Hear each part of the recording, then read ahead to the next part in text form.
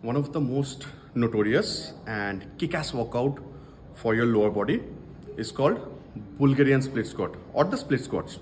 I personally hate it because it gives a lot of pain to me, and I know there are many people who hates it too. How to do it? Let me show you.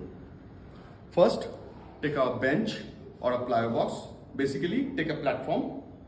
Higher the bench or the platform is, it's tougher. Lower is easier.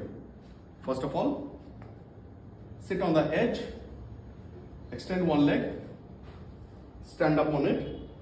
So this is your measurement, your personalized measurement from the platform to where you are supposed to do the Bulgarian split squat.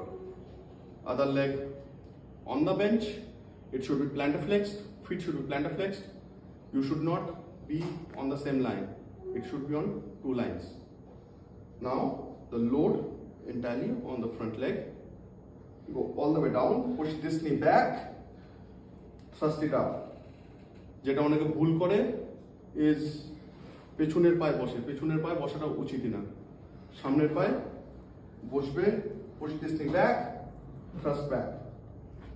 Try it, you will feel the pain and you will know why I hate it.